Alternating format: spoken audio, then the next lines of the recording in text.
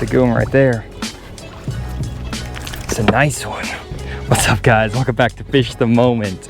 Today we're here on beautiful Table Rock Lake in southern Missouri, and I am catching some fish vertically using my Sonar, which is called video game fishing. And this is about my 10th fish off this spot already. And so what I wanted to show you guys today is how I use a drop shot and my Sonar to catch fish vertically underneath my boat in the summertime in 20 to 40 feet of water. And if you can get good at drop shotting using electronics, you can put a ton of good fish in the boat like this. And I mean, I'm catching every single drop right now, so I want to get back in there, but let me show you what I'm doing. Nice fish right there. Let's get him back in the lake. Woo, there he goes. Okay, so all I'm doing here, guys, is fishing a drop shot. And a drop shot's basically just a small hook. This is a VMC size 6 Neko hook. And I have a drop shot weight that's below the hook, just like this. It's down below the hook. And I have about an 18-inch leader between my hook and the drop shot weight. And I'm just rigging a Roboworm. It's just a 7-inch Roboworm in the Aaron's Magic color. I'm just wacky rigging it just like that. Maybe wacky rig it a little bit more towards the center. And I'm just rigging that bait just like that. And then all I'm doing is waiting until I see fish on my fish finder. And so on my fish finder here, you'll see every once in a while that there's gonna be some fish, like a fish right there. There's a couple over here. There's one showing up on the graph right there. There's actually 2 of them right there. And you drop my bait down there and try to catch them. And I'll show you how I set my graph to catch these fish, how you can actually see your bait falling down to those fish, how to work the bait, everything, and also the areas you need to be looking for to find these fish where you can catch them vertically using your graph and using that drop shot. And if you can get on the right areas and you can dial in your graphs the right way, you can start catching fish like crazy all summer long, fishing this drop shot out here in 30 to 40 feet of water on these deep, clear lakes. Okay, so before we get into the video anymore, I know that most of you are probably here to see what it looks like on your fish finder when you're actually catching fish with the drop shot. And so I have some really good Sonar recordings here that I want to share with you. And before we jump into the Sonar recordings, I want to make sure that you guys know that you do not need a fancy $2,000 fish finder to video game fish. I actually use a Humminbird 998 unit, which is I think 8 or 9 years old at this point, and it does a great job for me. And I can also video game fish off of my black and white Lowrance unit that came stock with my 2005 Triton. And so you do not need to have the fanciest graph in the world to video game fish, though it does help to have a graph that has color imaging. A black and white graph is pretty difficult to video game fish with for reasons I'll explain later. So as long as you have a graph that has 2D sonar in color, you will be able to video game fish, no problem. So here's an image of a school of bass on my Humminbird 998 unit that's directly below my trolling motor on my boat. And the transducer for my fish finder on the front of my boat is connected directly to the bottom of my trolling motor, like most are. And so this means this image is going to be captured directly below your trolling motor. And so if you think about how a transducer works, it creates a cone that goes down from the bottom of your trolling motor and captures all of the fish, bait, and other things underneath the boat. And I'm not going to get into the specifics of how Sonar works. If you want to get into that, that's probably a great topic to check out other videos for. But for this one, all you need to know is this image is created by that front graph. And so let's break down the specific components of this image so we're all on the same page as we look through more of these recordings. So first up, this thick yellow line in the middle of the screen is the bottom of the lake. And in this image, the bottom of the lake is in about 35 feet of water. And so everything above this yellow line is the water between my trolling motor and the bottom of the lake. And then my trolling motor is actually going to be here in this image. And this is a recorded image when I was fishing over the top of this spot. And so the fish that are right here were below the trolling motor maybe 15 or 20 seconds ago, and now the most up-to-date image is going to be this small sliver of this image right here, because my transducer, my trolling motor is literally right here in this image. So now that we can identify the bottom of the lake in this image, let's identify the fish. And in this image, the fish are going to be these horizontal squiggly lines. They're parallel to the bottom of the lake. And I know a few guys are probably asking, well, wait, I thought that bass or fish showed up as arches on your fish finder. And that's what a lot of people hear. Fish and bass always show up as arches. But bass only show up as arches when your boat is moving at 3 to 4 miles per hour. And right now, this image is taken when my boat is stationary. I'm just sitting in one spot. And so when you're sitting in one spot, your transducer is going to read the fish as straight lines, or maybe straight squiggly lines. They're not going to show up as arches. And that's one common misconception that messes up a lot of guys when they fish offshore and when they try to video game fish. They're looking for arches on their graph. But arches only happen when your boat is moving at 3 to 5 miles an hour or faster. And the arch is actually created because of the boat moving over the top of those fish at a specific speed. And so when you're looking at this 2D sonar image, the fish are going to look like horizontal squiggly lines, not arches. And a few of you are also probably asking, how do you know that these are bass and not crappie or striper or catfish or some other species of fish? And unfortunately, it's kind of hard to determine if these lines are bass just by using your 2D sonar. But there are ways you can actually identify which species of fish is on your graph by using some clues, and I'll get into that in another video. But for now, just take my word that these are bass. I dropped on these fish and caught about 15 spotted bass and largemouth mixed off the spot. And again, sometimes the only way you can tell is just by dropping on them and seeing if they bite. And there's one thing I do want to make sure is crystal clear to everyone, and it's that you can't judge how far away from the boat fish are by using these sonar images. And that's one of the most common misconceptions I see with new video game fishermen. They think, okay, the transducer of the trolling motor is up here in the top right, and then there's a group of fish over here on the left side of the screen. So these fish must be directly behind the boat, and so I can just pitch my bait behind the boat and I'll be able to catch those fish. Well, that might work when your boat is moving at speed and you're graphing over the top of like offshore structure while driving your boat. But in this image, my boat is actually stationary. It's not moving. And so because my boat's not moving, the only way these fish are getting underneath my trolling motor and showing up in the transducer is because they're swimming underneath my trolling motor. And basically they're just chasing bait and stuff all underneath my boat. And so when these fish happen to swim underneath my boat, they'll show up on my transducer, like in this image, and then as they swim away from my boat, out from the transducer's cone, my sonar image will look like a blank white screen, but I'll still see some of those fish on the screen because it's captured that, historic, the past recording of when those fish were underneath my boat. But what happens in this image potentially is that these fish could swim through my transducer's cone from north to south.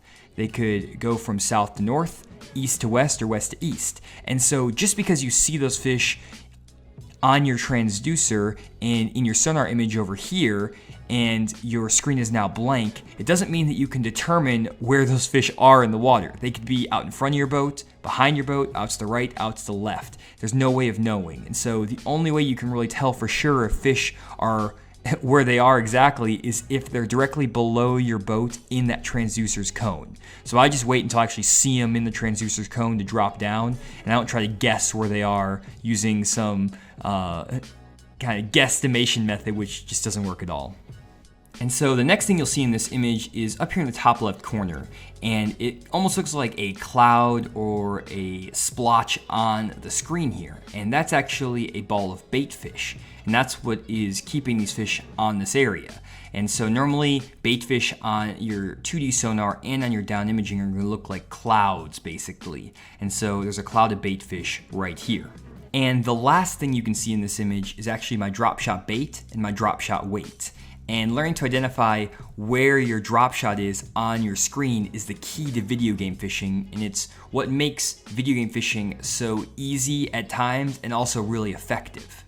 And so in this image, my drop shot bait and my drop shot weight are these parallel lines that are going diagonal across the screen right here in the center. And basically, this image is showing that my drop shot is falling down the water column and falling to these fish that are down the bottom. And the line on the top right is my drop shot worm. the line on the bottom left is my drop shot weight. And basically this image is showing my drop shot falling down to those fish. And if we look at some other images here, you can see that there are times when I'll stop that drop shot in the middle of the water column, and then those two lines will become parallel to the bottom. And sometimes I can lift that drop shot up and the lines now go diagonal but towards the surface of the water. And you can actually follow your drop shot up and down on the screen and move it to where the fish are showing up on your fish finder, which is super cool. And it allows you to ensure that your bait is right in front of these fish on your graph at all times.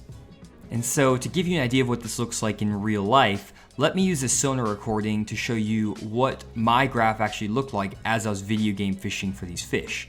And just a reminder, the top right corner of this image is where your trolling motor is. And so whenever you see something coming in on the right side of the screen, that's the newest image, and it's basically what's directly below your trolling motor at that moment. And so as we play this image, we see some fish entering on the bottom right side of the screen. And just above those fish is actually my drop shot. And now I'm dropping it down into those fish, and you can actually see my little drop shot illustration showing where my drop shot is.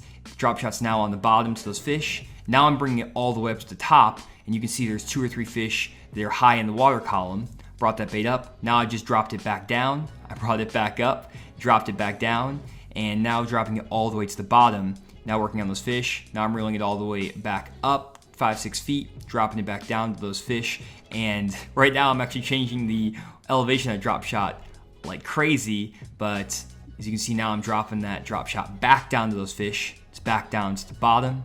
It's shaking there on the bottom in front of those fish, and now I'm bringing it up 2 or 3 feet, dropping it back down, shaking that thing, and right there, boom, I actually caught a fish. And so my drop shot disappeared, that fish disappeared off the graph, and that just means that I caught that fish. And that is what this Sonar recording is going to look like when you're actually catching fish on your drop shot. So hopefully that Sonar recording and the illustrations I put up on the screen were helpful and helped you understand what your sonar might look like in real life when you get out in the water. And throughout the rest of this video, I'm going to be giving you a lot of tips on how to change the settings on your fish finder to get the best image from your graph, the best drop shot equipment to use when video game fishing, the best areas to fish, techniques on how to actually work your bait, where to drop your bait in front of your trolling motor, all kinds of stuff. So stick around for that. But first up, what I want to do is talk to you about my #1 tip for identifying whether a fish is actually going to bite your drop shot when you drop it down using your sonar. So one of the best tips I can give for video game fishing is to pay attention to the color of the squiggly lines on your graph. Again, these squiggly lines are the bass, and whenever you have a really strong return on your graph, it means those bass are going to be directly below your trolling motor and the transducer on your trolling motor. And the color of these squiggly lines is going to change depending on which color palette you're using on your graph. But in this image, the strongest return is going to show up as yellow, and then the orange returns are going to be the softer, weaker returns. And so in this image, you can see that there are some times when the lines have a bright yellow color in the center of that mark. That means that the fish is directly below the boat. And then when you see these blue or these orange lines, it means these fish are not directly below your trolling motor, and they may be 3 or 4 feet to the right, to the left, behind, or in front of the trolling motor. And what I found is that when the fish show up as these bright yellow returns or the bright strong returns, it means that they're more likely to bite because they're not as bothered by being right below or right underneath your trolling motor. And then some of these fish that may show up as a weaker return, like these blue or these orange returns, are fish that are not as comfortable getting right below your trolling motor, and they're gonna be a lot less likely to bite. And so what I find is that if I can get some bright yellow returns that stay underneath my boat, normally I can drop on those fish and get them to bite right away. But then if I see some of these orange or blue returns, it means that I may have to leave that drop shot down there longer and maybe move off the fish 5 or 10 feet and still shake that bait down there, but get the boat away from them to get them to bite. And so that's a really cool tip that can help you put a lot more fish in the boat when video game fishing. What's up guys? So I know that this is a lot of information taken all at once, so I want to give you a quick break from all the Sonar recordings and images and all that stuff. And I am going to be getting back out to the lake here in a second to show you how I actually video game fish on the water. You'll see me actually working my bait with my rod. I'll talk about my Sonar settings as well, on how to set up your graph to get the best image out of your fish finder. But what I did want to let you guys know about are my on-the-water fishing lessons, where I can actually go out in your boat and show you how to video game fish with your electronics. I'll set them up with you. I'll show you how to see your bait on the graph, all kinds of things. I know that some people are more hands-on learners and they don't really do as well when they just hear about it. They want to actually apply it in person. And so if you do want to sign up for an on-the-water fishing lesson, just go to my website, fishthemoment.com, and if you're in the Northwest Arkansas area, which includes eastern Oklahoma and southern Missouri, you can head out on Table Rock Lake, 10 Killer Lake, we can go to Beaver Lake right here in Northwest Arkansas where I live. We can video game fish there. Or if you live in Central Arkansas, you can book a lesson anywhere within 2 hours of Central Arkansas. Some good lakes are Lake DeGray, Lake Washita, maybe Lake Maumelle, places like that. So definitely sign up for an on-the-water fishing lesson if you want to get some more hands-on experience on the water with me with video game fishing. So now that we're taking this quick break, let's jump right back in the action, and I'll meet you back on Table Rock Lake.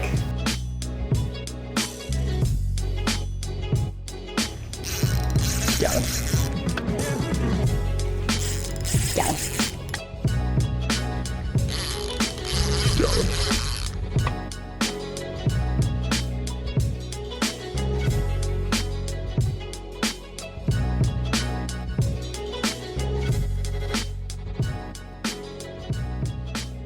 One thing I like to do when I'm video game fishing is try to stay off the trolling motor as much as possible. Right now I'm basically just shaking this bait in place underneath the boat, and I'm seeing fish swim in and out of the transducer. And so I'm not really moving my boat at all. I'm just kind of keeping myself in one place and letting the fish almost come to me. When you get a really good area where there's fish all over the graph, a lot of times you don't have to use your trolling motor too much unless it's a really windy day. And then if you have a lot of wind and waves, things like that, fish aren't as bothered by the trolling motor. But on calm days like this, a lot of times if you're pressing that trolling motor button non-stop, those fish, oh, there he was. Those fish are not going to bite. But if you just stay perfectly still like I am right now, you can get some bites. I mean, if you look at my graph right now, guys, it is just lit up with fish. They are definitely down there. There he is. That's a good one. And when you see that graph light up, you can drop on them and you can catch them pretty well. Not a real big one, but it's a nice spotted bass again. Good fish. Bunch of spots down there, bunch of nice bass down there. Look at that right there. Pretty fun when you start catching them almost every drop on this drop shot out here out deep. Again, not big fish, but these are really good limit fillers. And if you can get good video game fishing and identifying these fish on your 2D sonar, you can put a limit in the boat fast. Even in the middle of the day, it's like, 9:30, 10 o'clock, the morning bite pretty much is over, but I'm catching a bunch of fish on this drop shot, and this is a great limit hole. And then you can go up to the bank or maybe fish some brush piles or something, try to catch some bigger fish in the afternoon, but this is pretty fun right now. And if you're having trouble seeing your drop shot on your fish finder when you're dropping it down there, sometimes you may be dropping the drop shot on the wrong side of your trolling motor. And so sometimes I find that transducers with some electronics read better when you drop off the left side of your trolling motor, and you'll be able to see that drop shot. On mine, I can't see that drop shot at all, but then if I drop it on the right side of my trolling motor, just basically right down the shaft of that trolling motor, I start seeing that drop shot immediately. And so you want to just experiment with where you drop that bait around your trolling motor, and one of the different locations up there, either the right side, right in front of it, down on the left, either way, one of those positions will help you see that drop shot really clearly. And then if that drop shot in your graph, you start seeing it and then it disappears, it just means your boat's kind of drifting forward, and you may have to kind of just pull your rod forward like this, and then that drop shot should get right back in that image, just like it did for me right there. And so you may have to just kind of maneuver your rod like this to get that drop shot back into frame sometimes,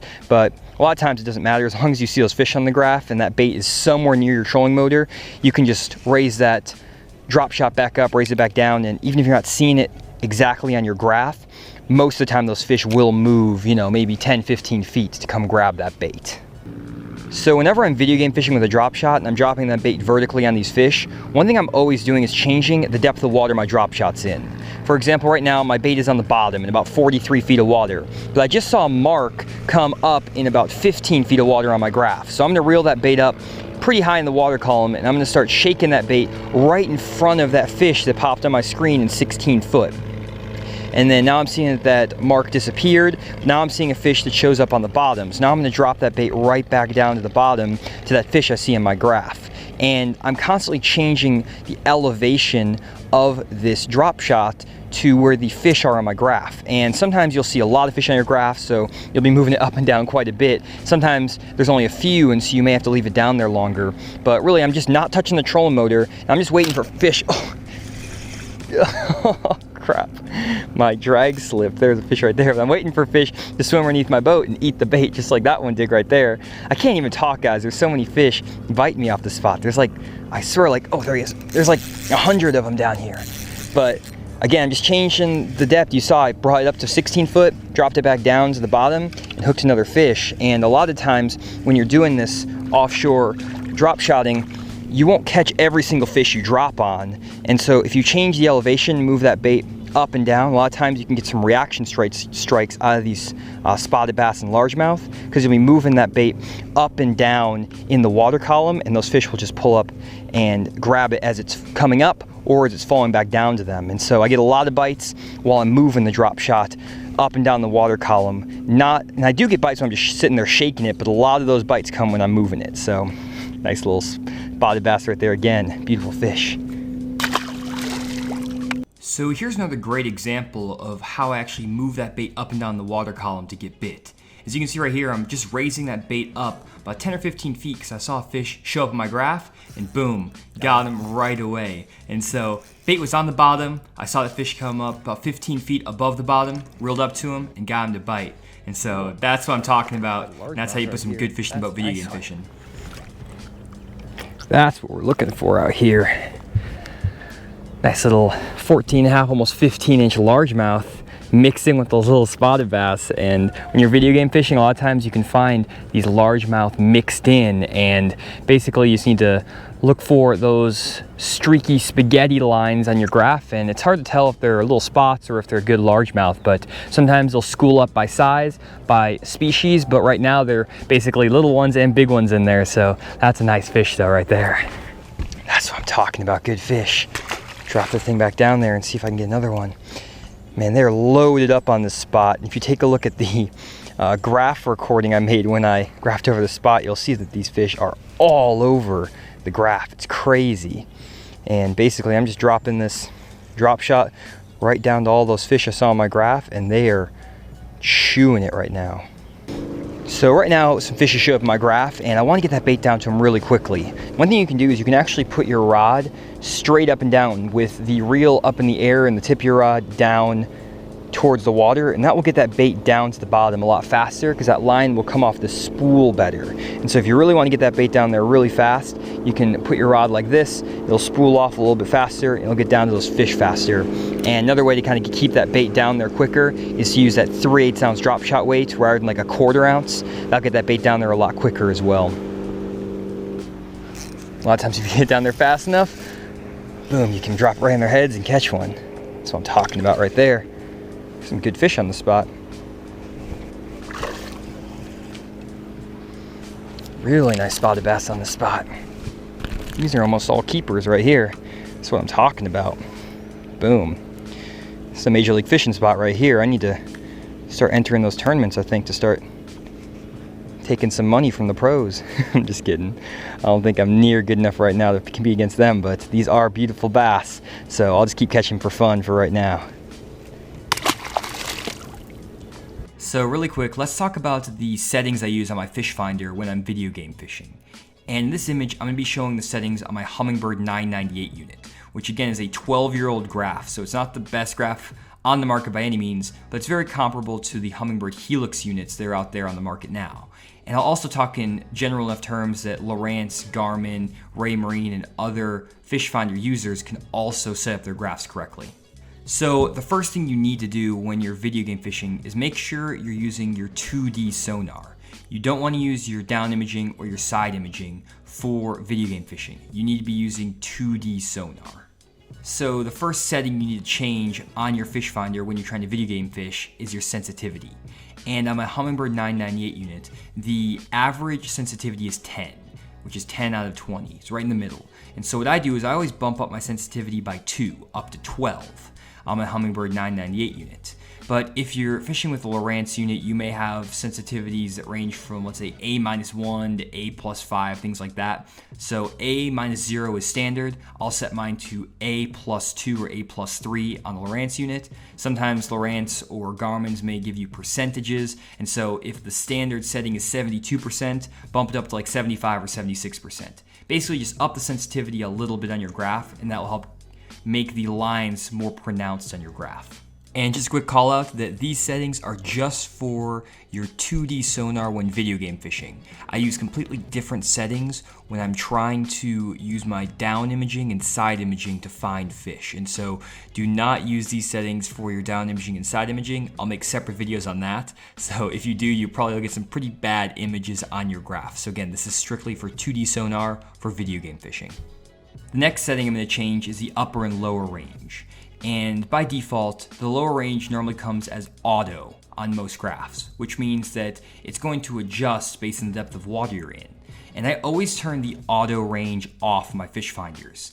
And the reason for that is because when the range is constantly changing from 30 to 60 to 70 to 80, it's going to change how that image looks on the screen. And so the thickness of the lines are going to change, how they're positioned on the graph is going to change, and it's going to be really hard to maintain your focus and maintain that bait in one place when the range is constantly shifting.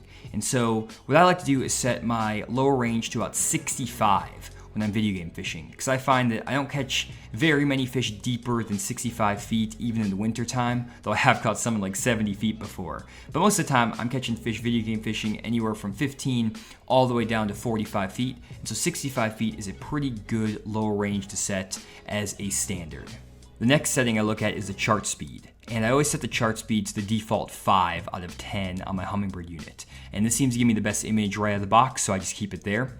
And then I also have the jigging mode on my graph. And I don't know if there's actually a jigging mode on any of the other Humminbird units or Lowrance units, but I think it's just supposed to clear up the image and make it look nicer. And so I turn it on, but I don't really know exactly what it does, so don't worry about it. You don't need it on there. And I've caught plenty of fish in other people's boats video game fishing without a jigging mode. So don't go buy a Humminbird 998 just because of that setting. It's not that big of a deal.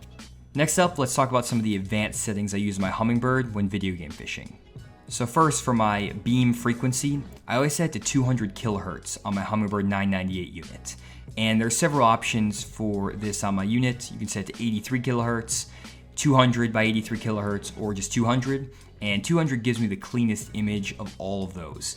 And I know that some of the newer units might have CHIRP in them, and I'm not really sure how you need to adjust CHIRP or how you need to adjust this beam frequency on other fish finder brands, but just mess around with it, and really the goal is to get the cleanest image possible where you have nice white background with really pronounced streaks on your graph. And so just mess with those different transducer beams and it'll help clear up your image a little bit.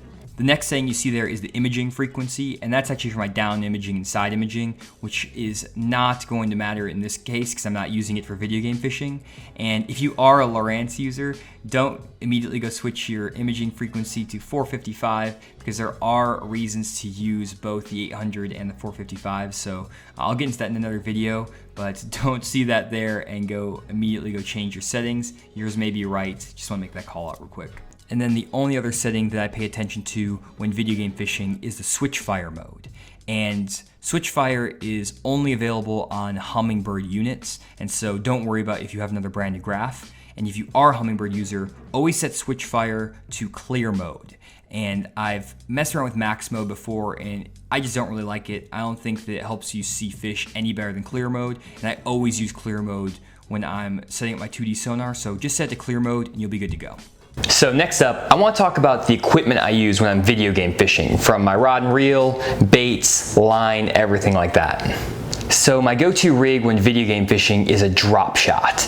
And I do video game fish with other baits like a jigging spoon, a Demiki rig, and things like that, but about 80% of the time when I'm fishing offshore in the summertime, I'm going to be fishing a drop shot rig. And so that's what I recommend starting with when you first get into video game fishing.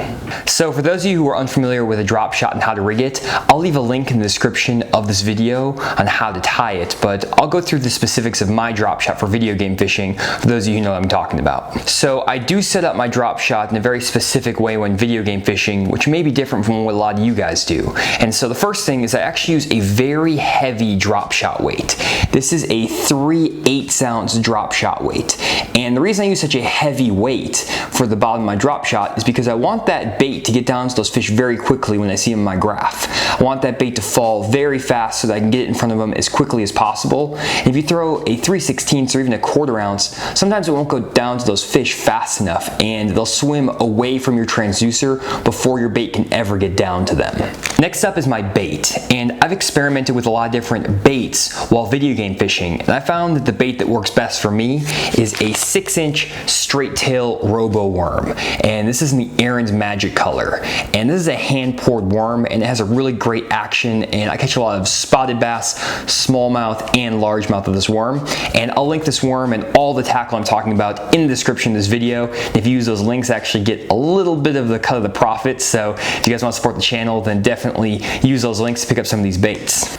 And I usually rig this bait in 2 different ways. When there's not a lot of cover in the water, I like to wacky rig this Roboworm by putting a hook straight through the center of that worm, and this gives this bait a really nice kind of flapping action in the water, and I seem to get probably 1/3 more bites while wacky rigging it as opposed to any other way of rigging it. And I just use a VMC size 6 Neko hook when I am wacky rigging this Roboworm. And so this is my go-to way of rigging this bait, and if I'm not fishing around a lot of cover, this is what I'll go with every single time. But when I'm fishing around a lot of cover, like brush piles or standing timber, I actually like to Texas rig this Roboworm, and I'll usually use a straight shank drop shot hook when Texas rigging this bait. It's a very light wire hook, and again, I'll link it in the description below.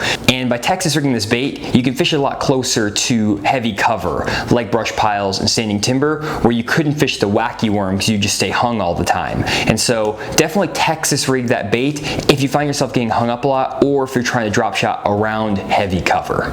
And then the last thing that's really important is the leader length between the hook and the drop shot weight. And I usually use an 18-inch or 24-inch leader. And I like to have a longer leader because it puts some separation between that bait and the weight. And normally I'm fishing this bait suspended off the bottom anyway, so it doesn't really matter how long that leader is. So I try to make it pretty long just to put some separation between that weight and the bait. It seems to get me a few more bites. Next up, let's talk about my equipment for video game fishing. The rod I've been using recently is the Quantum Smoke S3 7'2" medium light action spinning rod. And I always use spinning equipment when video game fishing because I'm fishing a drop shot, which has a really light hook. And because I'm using such a light hook, I like that medium light action rod. And this rod is great because it bends almost in half when you set the hook on the fish, as you can see in the video here, but it also has some good backbone, so I can still drive that hook into the fish's mouth pretty well. And this rod's pretty long, which gives me good leverage when I'm setting the hook when I have that bait down there, let's say 30 feet deep. And so I definitely recommend this rod if you're looking for a rod for video game fishing. And then as far as my reel, I'm just using a size 20 Quantum spinning reel that's like 10 years old, but I have used some of the newer Quantum spinning reels as well, and so I'll link one of the Smoke spinning reels in the description below. I really like these new Smoke reels as well, but also the old Quantum spinning reels are great if you can find them on eBay. And then as far as my line goes for my spinning reel, I always use braided line as the main line on my spinning reel and then tie a fluorocarbon leader to it. And for my braid, I'm just using 10-pound braided line. This is Suffix braid, and it's the least expensive braid at Academy. That's why I picked it up. And I don't think that you need expensive braid when fishing with a spinning reel. And the braid is really good because it doesn't have a lot of memory and you can cast it pretty far. It also comes off the spool really well when you're dropping the bait right below the boat. And then I'm connecting this braided braided line main line to a fluorocarbon leader. And I use anywhere from 6 to 10 pound test when I'm video game fishing, and I always use fluorocarbon. And I use the 6 pound test when I'm fishing ultra clear water around no cover. I use the 10 pound test fluorocarbon when I'm around heavy cover, and then 8 pound is kind of a good median. So if you want to just go with one line, just pick up some 8 pound fluorocarbon. I like the Seaguar Invisex line. And then to connect my braided line main line to my fluorocarbon leader, I use an FG knot. And I've experimented with probably 30 different connecting knots over the years, and I found this FG knot to be the most secure and the best knot out there. And a lot of guys are scared to tie this FG knot because they hear that it's this really difficult knot to tie, and that's why I avoid tying it for a long time. But it's actually super easy, and it doesn't really take that long for me to tie it after I've learned how to use it. And so I'll make a video on how to tie this FG knot really soon, and if you're watching this video a while after this video comes out, I'll probably link it in the description down below. But as long as you use this FG knot, you won't have to worry about breaking off your fluorocarbon leader. And this is my setup when I'm video game fishing, and pretty much my setup I use most of the time when I'm fishing a spinning rod anyways. Okay, so we're almost done, guys. I'm sure you guys are probably like, what else could he possibly have to talk about? There's a lot that goes into every technique in bass fishing, and so I want to be as comprehensive as possible. So the last thing I want to talk about are the areas that you should be looking to video game fish in. So first up, let's take a look at some Navionics maps, and some of my favorite areas to video game fish in are first deep points that have creek channels swinging close to them. And for example, we have a point right here, and these bass will set up on the tip of the point close to that creek channel, and I'll just graph over these points, and I'll look for images like these on my graph where I see lots of dots on the screen, whether that's around the rock, whether that's around brush piles, standing timber, things like that. And as long as you spend enough time behind your graph and look for these big groups of fish in the summertime, you'll be able to catch these fish video game fishing pretty easily. The key is getting in the right area that has the fish. If you're not around the fish, you're not going to be able to see them on your graph, and you're not going to be able to use this technique. And so it's crucial that you see fish on an offshore structure spot before trying to video game fish. And then other than those deep points with creek channels swinging against them, another area I really like to video game fish, especially in the winter time, are ditches that are cutting into the backs of pockets, flats, and creeks. And for example, we have 2 nice ditches on a lake in South Carolina here. They're 60 to 70 feet in the middle of the ditch. And these bass will suspend in 20 to 40 feet of water in the center of these ditches, and you can just kind of idle through the ditches, look for bass in your graph, and then drop that drop shot or a jigging spoon or a Demiki rig on them and catch these fish. And if you made it all the way to the end of this video and you haven't subscribed to my channel yet, or you haven't watched a lot of my videos, I want to let you know that I do have a lot of resources on where to find fish offshore. There's a ton of videos on my channel, so if you want to go down to my channel, check those out. It'll definitely help you figure out where to fish offshore. Don't want to get into it as much in this video because it'll just take too long. This video is already long enough, but again, if you haven't subscribed, please subscribe to the channel, like the video, leave a comment. Definitely going to help me make more content in the future and helps me grow this channel, and so thanks for doing that. Well guys, that was awesome. Just caught about 15 fish off this spot in about 20 minutes, and I'm still getting bit almost every single drop.